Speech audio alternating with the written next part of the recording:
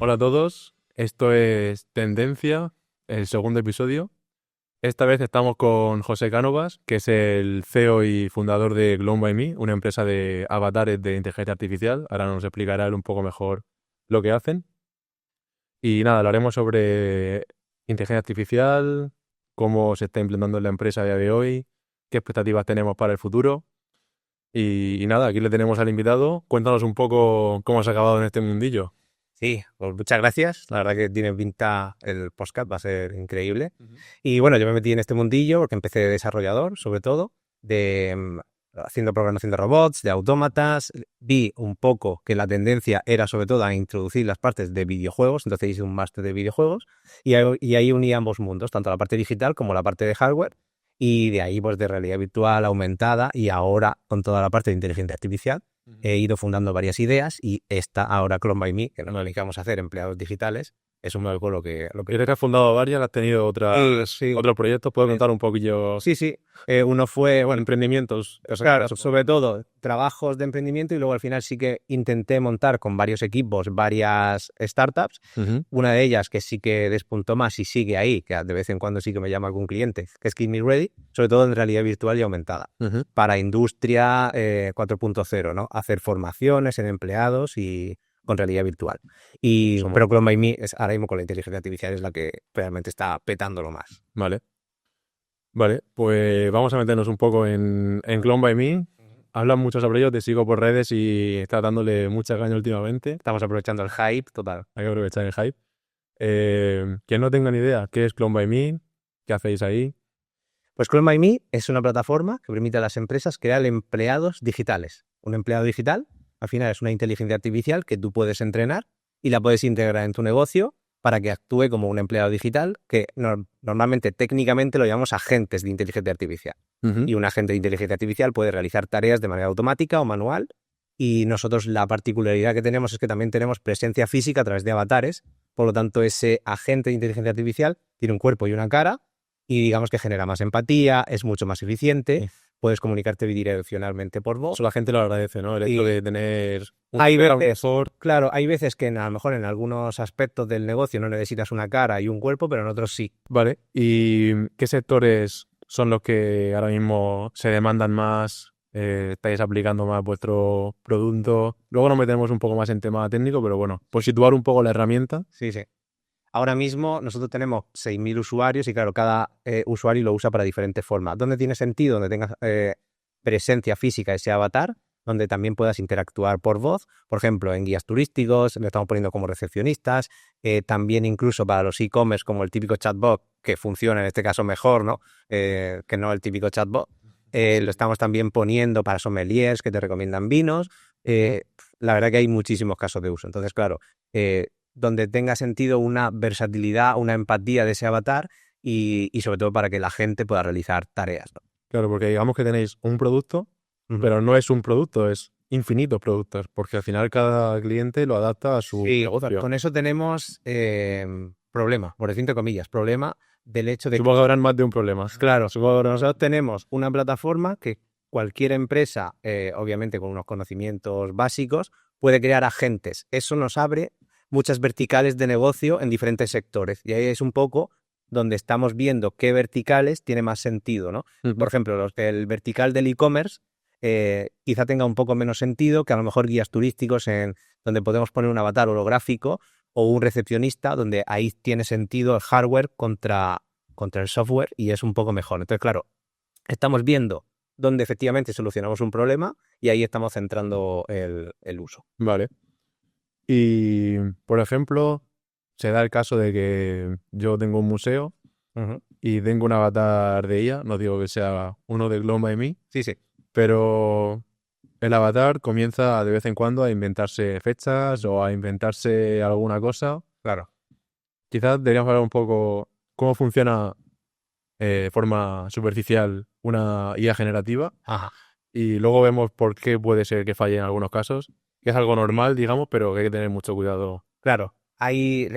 Son las alucinaciones, se llaman así. O sea, que al final es que la inteligencia artificial te dé una respuesta que no es la correcta. Normalmente nosotros, cuando entramos a hacer algo ya más serio, normalmente suele haber tiene que haber un 95% de aciertos, ¿no? Para que tenga una cosa de que funcione bien, ¿no?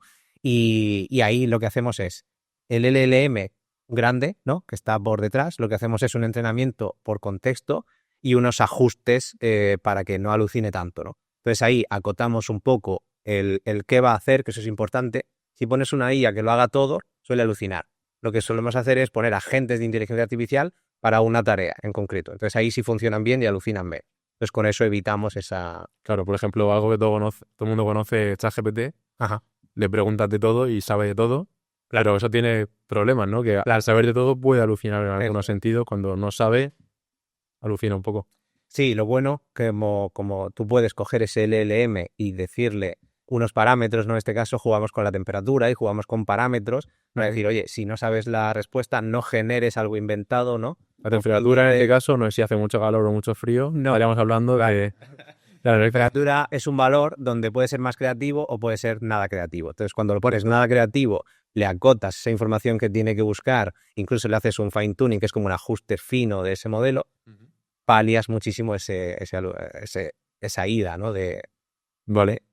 Y si tuvieras que explicar por qué no es magia el tema de la IA generativa de texto, digamos, ya podemos meternos luego a la parte del avatar virtual, sí. Pero la generación de texto o de audio por IA, ¿cómo se genera el ChatGPT? ¿Cómo va generando información o cualquier modelo de lenguaje? Claro, al final es cuando hablamos de IA generativa, ¿no? Lo que hace es generar texto. En este caso, va buscando cada palabra y cada token, en este caso, que es como frases, pequeños trocitos, incluso letras, las va usando con probabilidad y estadística de cuál es la siguiente a la que tiene que generarte, ¿no? Entonces, al final, esa frase se va generando con probabilidad y estadística y te va generando la que se supone que es la respuesta correcta. Y efectivamente, lo es en la mayoría de los casos, salvo en las alucinaciones, ¿no? Entonces, ahí digamos que la IA generativa, si tú, por ejemplo, no le dices que actúe en modo chat, tú pones un LLM a correr y empieza a hablar solo, empieza a generar texto solo, porque es lo que hace, ¿no? Para generar texto. Y dices, ahí está generando texto, ¿no? Pero si tú dices, no, actúa como un chat, ¿no? Le dices, oye, actúa como un chat, ya se espera a que haya una interacción, pero hace lo mismo. Coge tu frase y dice, vale, lo que quieres como respuesta se puede asemejar a esto. Y va articulando y va generando esas frases. Vale, ok. Y este podcast lo escuchará alguien, espero. No, lo escucharán empresas. Aprovecho para recordar en ENAE el curso de GDP, de Transformación Digital de Pymes, para pequeña y mediana empresa. Hablamos sobre estos temas de IA generativa, de IA en general, de SEO, de páginas web. Hay una formación gratuita que ofrece la ENAE, que podéis buscar información en enae.es. Muchas de estas empresas, he metido el spam ahí con cazador. Pero ese spam bueno, ese spam... Muchas de estas empresas que vienen a los cursos de GDP de ENAE se preguntan, vale, ¿y cómo de accesible es esta tecnología actualmente? ¿O la debería adquirir ya la tecnología? ¿O está en una fase de ascenso? ¿Quizás mejor esperar? ¿O ya voy tarde? ¿O en qué momento se encuentra? Es una buena pregunta. Ahora mismo hay que ponerse y sobre todo que están saliendo muchas herramientas para facilitar mucho el trabajo. Hay miles de herramientas. Claro. Entonces hay que separar el ruido de la paja siempre e irse a casos de éxito reales. Es decir, vale, porque se están generando, por ejemplo, vídeos con inteligencia artificial. Si nos vamos a lo pragmático, ¿de qué te sirve, no? Porque se ha generado anuncios, pero realmente no han tenido eso que se esperaba, ¿no? Entonces ahora mismo está un poco de todo en modo demo. Pero sí que es cierto que de todo ese humo, y además nosotros lo estamos viviendo, hay empresas que ya lo están usando de verdad. Y esos casos de uso son los que tienes que mirar. Es decir, vale, la inteligencia artificial no es una... oye, vámonos todos al paro. No. Al final es una herramienta más, una muy buena herramienta. Y además ahora que son agentes, son casi empleados digitales. Pero ¿dónde pones a eso? Al final siempre tiene que ser el humano el que lo ponga en sus casos de, digamos, su trabajo del día a día de toda la vida. Entonces ahí es donde ¿me puedo quedar atrás? Realmente sí, si no empiezas ya a ver qué herramientas, cómo funciona, cómo piensa la IA. Es lo mismo que cuando entró un ordenador, ¿no? La gente, pues sí, cuanto antes te pongas a trabajar con él, mejor. Entonces hay que ver qué casos de uso son reales, donde primero tú en tu empresa, si hablamos de cómo lo implanto yo en mi empresa, dónde puedo agilizar procesos y ahí incluirla. Vale, digamos que es ahora mismo una herramienta bastante buena para Muy bueno. cualquier empresa utilizarla. Ya no solo la IA generativa, sino tema de datos. Ya Claro. es otra cosa. Incluso Quizás no hay que irse directamente a la IA generativa, ya montar un pedazo de LLM interno en tu empresa. no, seguro. Simplemente, Obviamente, ahora lo que está ocurriendo es que se está democratizando. Entonces, plataformas o empresas como DeepSeek lo que han hecho es, mira, aquí tienes tu modelo grande y lo puedes poner en tu local. Eso ha democratizado muchísimo, ¿no? Y además lo puedes mover con un ordenador grande, pero puedes coger partes de él, ¿no? Y coger uno más pequeño. Entonces, la IA generativa ahí ya lo tienen más fácil que nunca. Entonces, se va a democratizar. Pero, ¿qué pasa? Que tú tienes que coger y saber cómo montarlo y a tu equipo de IT o irte con expertos que sepan para poder integrarlo bien, ese tipo de modelos. Entonces, ahí es donde cuanto antes lo hagas, mejor. ujú. ¿Y qué tipo de problemas enfrenta cuando una empresa quiere implantar, vamos a hablar de IA generativa? ¿Qué problemas se suele encontrar? Pues hay de todo, desde los que no tienen digitalizado nada y ahí entonces realmente dice, pues mira, no te metas con la IA porque primero usa plataformas de la nube, digitalízate, ¿no? Eso. No construir la casa por el tejado. Si empezamos con algo ya que ya tienen, digamos, una infraestructura más digitalizada, ahí los problemas que suelen tener es la información. Si, por ejemplo, tienen todo en la nube, no lo tienen muy etiquetado, entonces lo primero es tu información bien hecha. Y una vez que tienes tu información bien hecha, bien guardada, bien etiquetada, bien nombrada, entonces ahí ya puedes nutrir a la inteligencia artificial y luego tener claro en qué vas a hacer con la inteligencia artificial. Detectar primero pequeños problemas. O sea, entrar en tu mismo modo demo, decir, vale, aquí voy a poner una inteligencia artificial a ver qué resultados tiene al año. Porque al final, lo que cuando usan, por ejemplo, nuestra plataforma, que usan empleados digitales, lo que quieren es ahorrarse costes, reducirse carga. Un trabajador gratis, en resumidas cuentas. Sí, básicamente. Entonces, claro, ahí lo que tienes que decir, vale, pero no lo pones para todo. Pones, por ejemplo, pues tengo un chico o una chica que todas las semanas hace una X tarea. Pues ahora eso lo puede hacer la inteligencia artificial. Ese chico pasa a otra tarea y así. Entonces vas viendo en qué pequeños sitios de tu negocio vas colocando a la inteligencia artificial o esos agentes. Vale.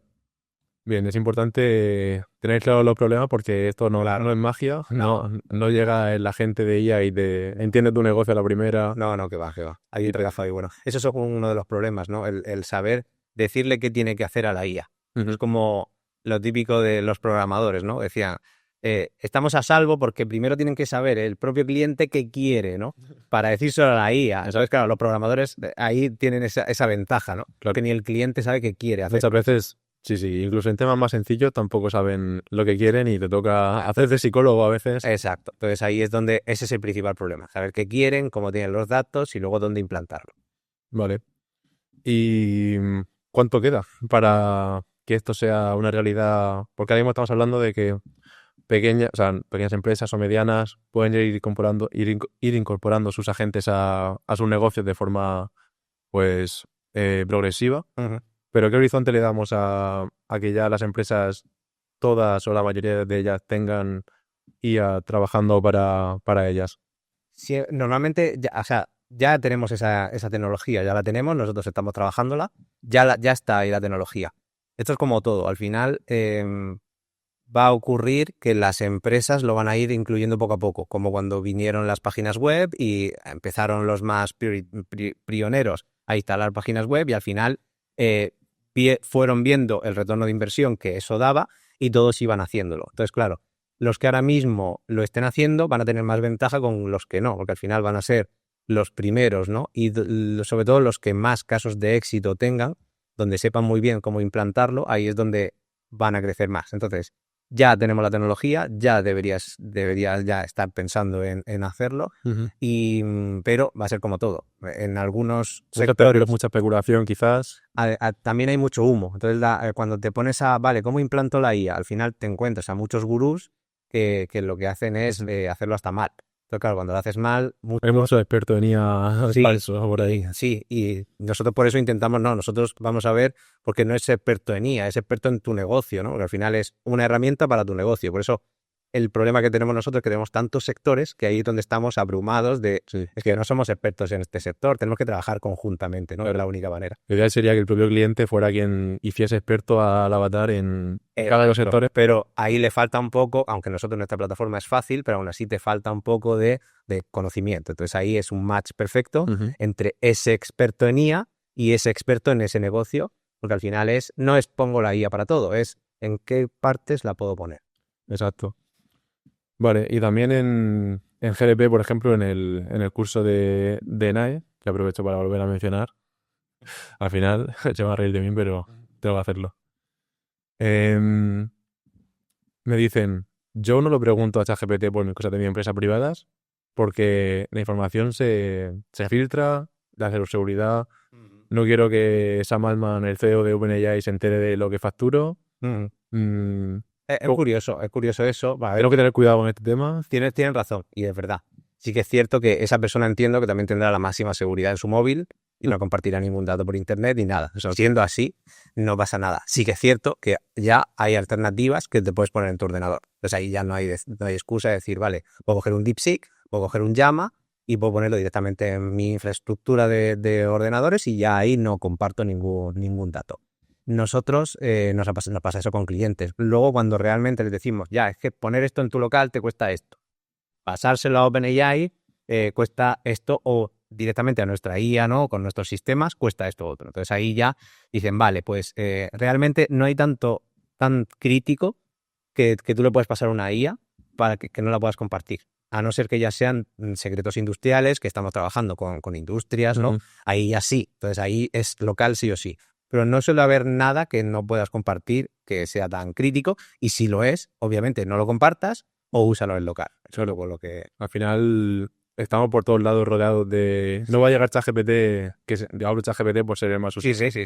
No va a llegar esta herramienta a vulnerar todos nuestros datos. Por muchos otros sitios en nuestro día a día... Sí, el ego no es peor, sí, es cierto. Tenemos mucho... Con la IA también, como hablamos, conversación, quizá también le demos más, ¿no? Lo que hay que hacer es no dárselo si usa ChatGPT, o si ya que lo quieres para tu trabajo de día a día, lo mejor es ponértelo en local y ahí no hay ningún problema. Vale, y hablando de ella un poco más en general, yo que soy muy friki de cómo van los avances de OpenAI o de Gemini o Llama o lo que sea, ¿cómo ves ahora mismo el popurrí que hay de modelo 4.5, modelo 3.2 alfa? Nosotros encantados porque lo que está haciendo es democratizarse. OpenAI era como el monopolio solo para ellos, y claro, están saliendo nuevos. Entonces, claro, lo que hace es una buena competencia, no hacer un monopolio, sino que ya haya más. Y entonces ahí lo que está haciendo es bajarlo más a tierra. Y eso a nosotros no... A mí con DeepSeek, por ejemplo, lo he mencionado antes. Eso es. Ella la hacemos el mejor. Para que Estados Unidos se ponga las pilas, ¿no? Es como una pelea entre China y Estados Unidos. Vamos a ponerlo un poco más claro porque hablamos de DeepSeek, pero a lo mejor claro, no todo el mundo tiene claro lo que es DeepSeek. Sí. ¿Por qué DeepSeek? ¿Qué es DeepSeek y por qué es una noticia tan importante que ha de esta importancia? Pues DeepSeek no lo conocía nadie y de repente dice, oye, que mira, que tengo un modelo que rivaliza con ChatGPT. Y no solo eso, sino que lo doy libre y además tiene un sistema en el cual, porque esto va por millones de parámetros y a la hora de pensar o generar ese texto requiere una capacidad de cómputo bestial. Los modelos como ChatGPT o Llama lo que hacen es coger todos esos pesos o esas cantidades de información y te generan ese texto. Lo que hace DeepSeek es decir, no, ¿qué estás diciéndome que necesito que darte la respuesta? No, esta parte, vale, pues voy a usar 2 o 3 nodos, por decirlo así, imaginaros que hay 10 nodos, pues solo uso 2 o 3, por lo tanto la capacidad de cómputo, cada vez que quiero hacer algo no lo uso todo, uso una parte. Eso significa que puedo ponerlo en un ordenador local, en mi ordenador, por ejemplo, y puede funcionar. No tengo que ponerlo en una gráfica que vale 100.000 euros o uno de esos, ¿no? Digamos que ha revolucionado y lo ha dado gratis. Gratis. Libre. Claro. Digamos que GPT, que es el modelo debajo de ChatGPT, que es solamente la interfaz, chuta toda la información a todo el modelo. Cada vez que quiere pensar algo, usa toda la capacidad de cómputo que tiene. No sabe hacer. No optimiza. Cuando DeepSeek sí que la envía, digamos, como a zona más especializada. Es más inteligente. Exacto. Él dice, pues la respuesta puede estar por aquí, ¿no? Pues usa esos 3 módulos, nada por allá, entonces no usa eso, entonces no usa toda la capacidad del ordenador. Exacto. ¿Y crees que el futuro está en este sentido? Sí, 100%, totalmente. ¿Se ha quedado OpenAI en fuera de juego después de DeepSeek? ¿O Bueno, construirán un almacén el doble de grande para utilizar más cómputo y ganarle otra vez a DeepSeek? claro, lo bueno que tiene OpenAI es que fue de los primeros, es americano, está muy financiado, han conseguido unas rondas de financiación muy buenas y además también están aprendiendo de lo que han hecho los Claro, sí, han dado gratis y código. Claro, sí, exacto. Entonces también están aprendiendo. Entonces al final lo que han hecho es como cuando el que inventó el cinturón, ¿no? O Tesla, que cogió y la batería la dio libre también para que se pudiera innovar. Y eso lo que ha hecho es ayudar muchísimo a la industria. Que tenga unos intereses u otros, ¿no? Porque lo que ha hecho China es bajar ese mercado. No ha hecho otra cosa, no lo ha dado gratis por altruismo. Ha dicho, voy a cargarme este mercado para igualarlo, que está bien para la mayoría de los mundanos, ¿no? Pero ha sido por eso, ha sido una guerra ahí entre... Claro. Entonces, ¿ves a China como un rival real de porque aquí diferenciaría yo entre americanos y China ahora mismo en cuanto a Sí, totalmente. a IA. Es una batalla, una guerra, algo bueno, positivo para el mercado, pero sí. Es que te tiramos ahí los pelos y luego estamos nosotros que estamos disfrutando.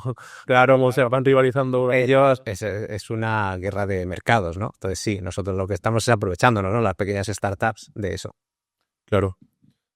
Vale, pues ahora me gustaría hacer un pequeño juego así, ahora que vamos por la mitad del podcast o así. Ajá. Luego nos podemos meter en temas más filosóficos de la IA. El juego consiste en decir una serie de empleos. No estamos aquí, no queremos hablar contra nadie, criticar contra ningún colectivo ni nada. Solo hablar sobre empleos y la posibilidad, digamos, riesgo bajo, medio, alto, de que la IA le sustituya en un corto periodo de tiempo, digamos.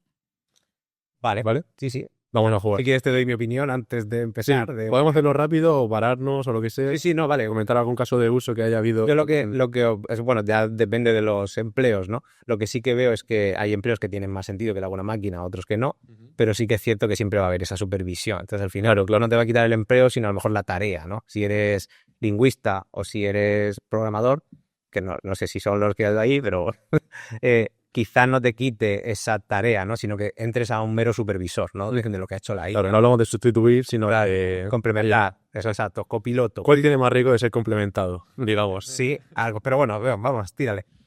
Vale. Por ejemplo, atención al cliente en los call centers.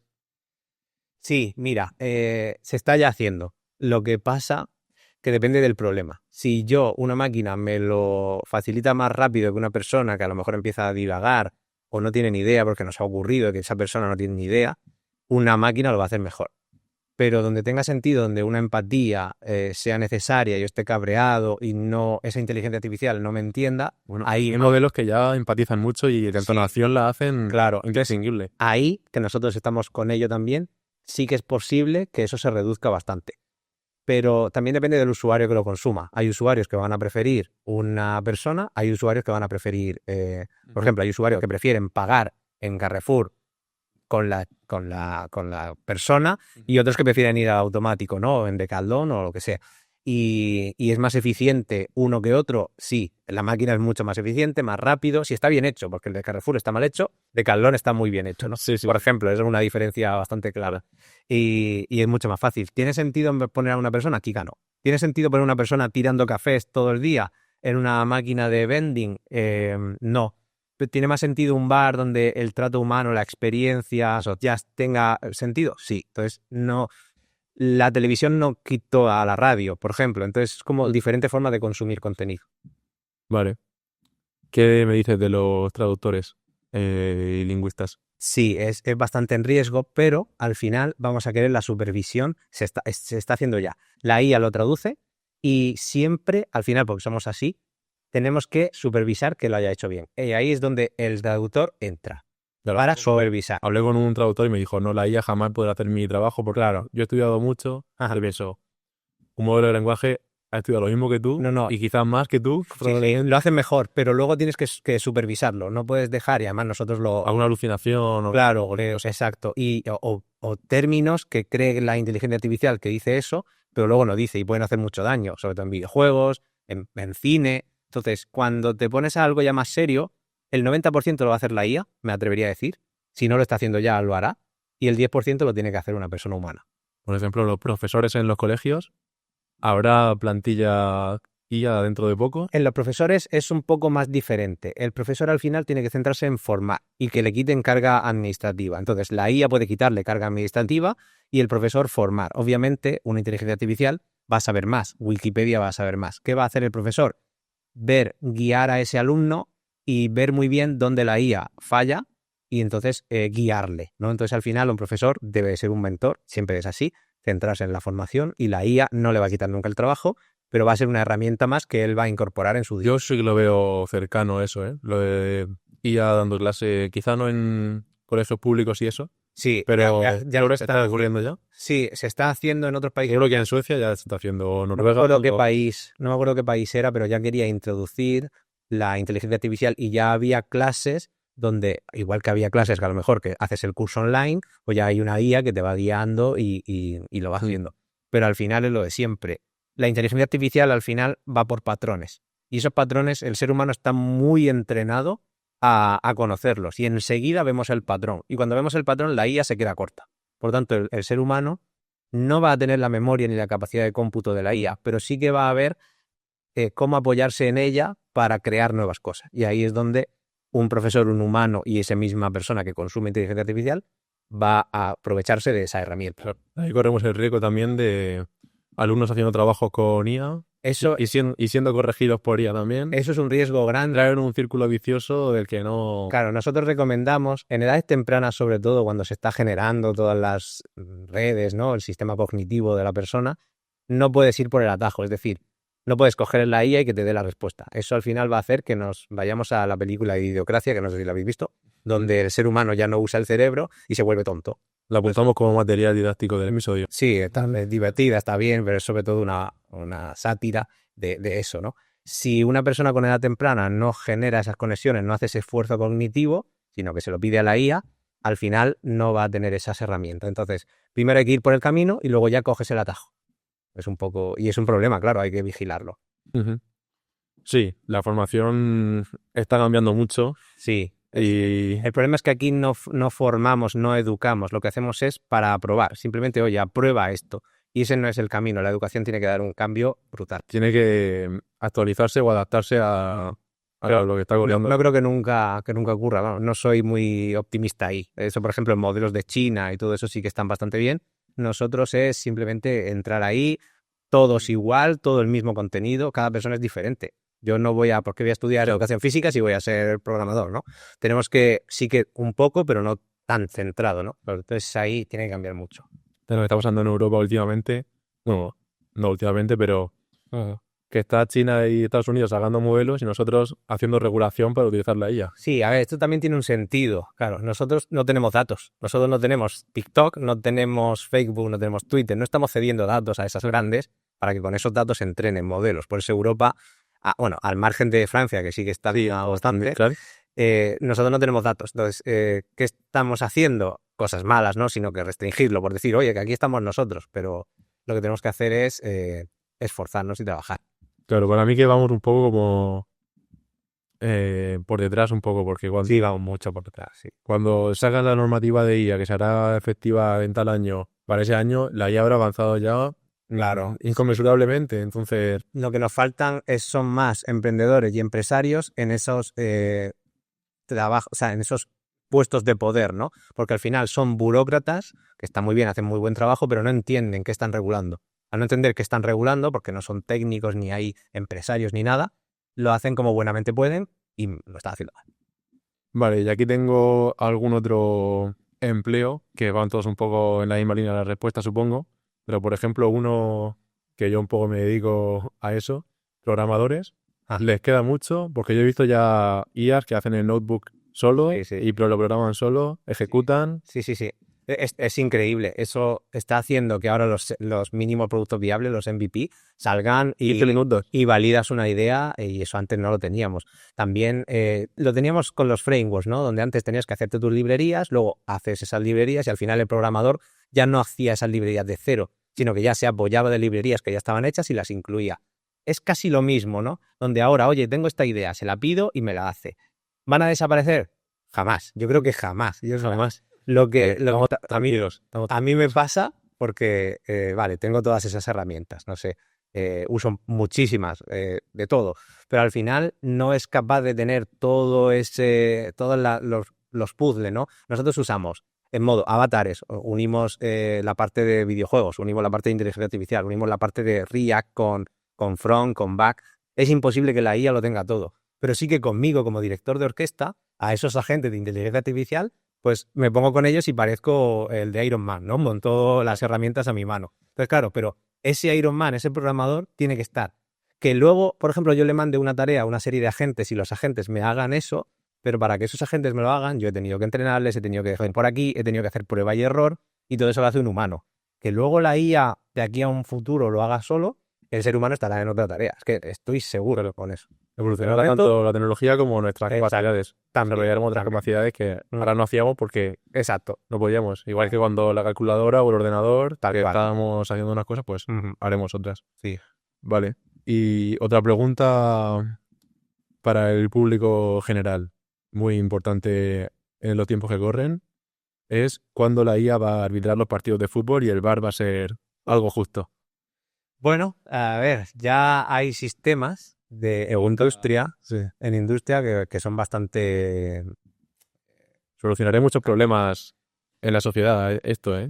Sí, de acuerdo. Al final, lo que pasa es que a lo mejor le quita la diversión, ¿no? De que haya un poco ahí de que se equivoca. Algún programa se queda sin Cuando sea tan exacto, que hasta los futbolistas ya sean tan robóticamente perfectos, que a lo mejor se hace aburrido el juego, ¿no? Entonces, al final, lo vamos mal. Pero ya hay sistemas de visión artificial en las empresas de producción donde no fallan cuando hay un sistema, ¿no? De esto está picado o esto está roto, o ahí no falla. Entonces, ¿se puede poner a nivel masivo? Yo creo que ya incluso existe ese tipo de tecnología. Entonces, claro, sí, habrá un VAR automático y que funcione bien y que no haya ni... Ahora en la liga ponen muchas estadísticas y eso, ponen la liga con IA, no sé qué, y al final porcentaje de posesión. Y dices tú, bueno, podéis hacer un poco más. Eso no, estamos hablando ya de todo bien traqueado, todo bien, todo perfecto, y ahí sí que...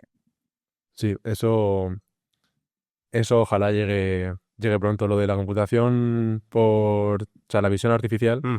Sí que hay ejemplos, por ejemplo, en los para monitorizar la productividad de los empleados, Ajá, que se ponen en las plantas industriales o en restaurantes, bares, cafeterías. sí, sí.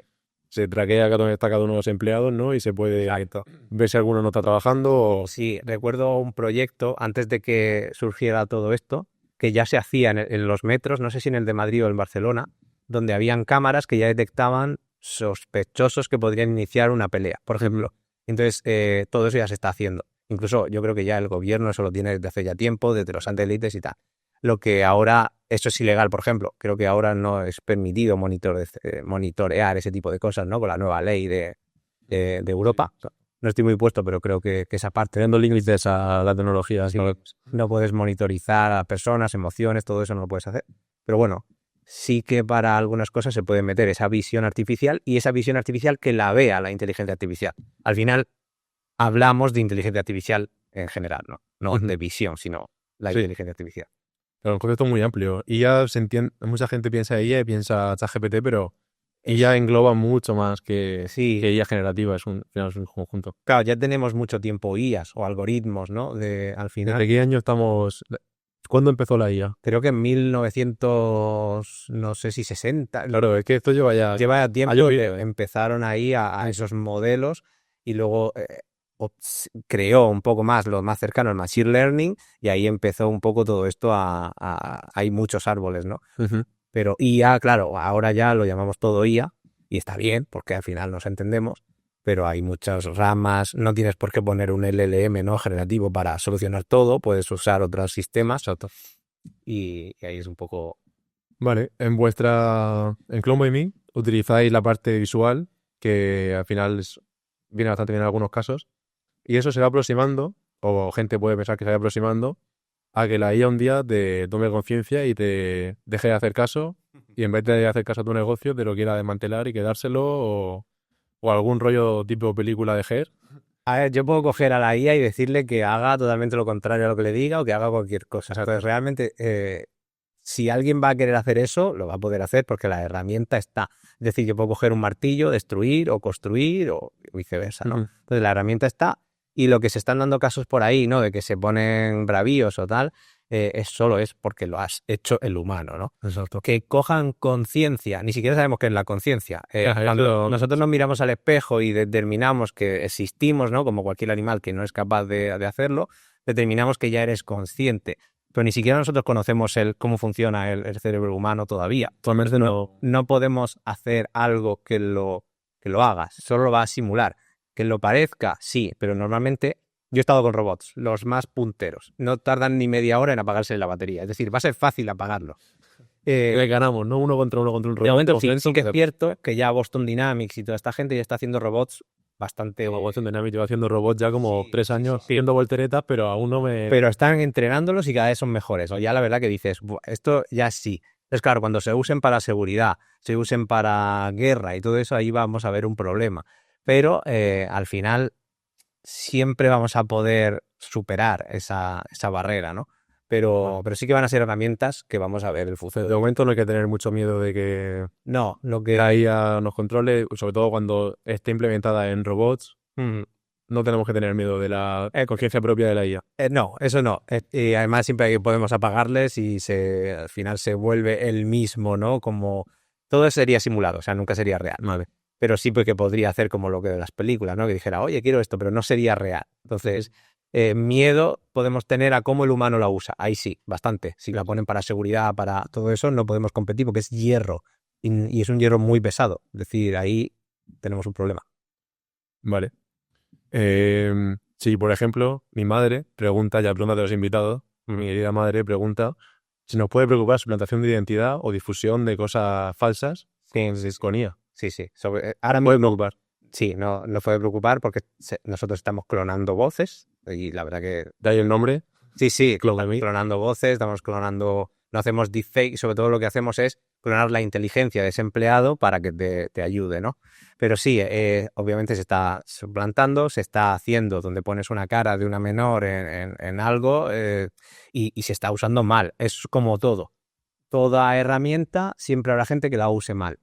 ¿Qué está ocurriendo? Que nosotros vamos a tener que protegernos ante eso. Entonces, todo lo digital vamos a tener que ver siempre una segunda opinión o cosas así para ver que esa información no te llega malamente, o cuando tienes a alguien delante vas a tener que saber que puede no ser real y vamos a aprender nosotros mismos, porque no tenemos ni idea de cómo los delincuentes, ¿no? Porque al final son delincuentes, van a usar esa herramienta para el mal, como se ha hecho siempre con toda herramienta que ha salido. Vale, ¿puedes dar algún tip, consejo para el tema de deepfake? De que no nos lo creamos todo. Al final, si haces que se ponga la mano delante, ya falla, como un filtro de cualquier filtro de cualquier red social. Si es un vídeo que yo veo a Donald Trump diciendo voy a invadir España. Normalmente ahí tienes que ver la fuente de dónde ha salido. Si ha salido de un vídeo de YouTube de alguien que tiene muchos suscriptores, que da igual, pero ¿dónde lo ha cogido él, no? O si ha salido de la televisión, también depende de la televisión, ¿no? De la cadena. Sí.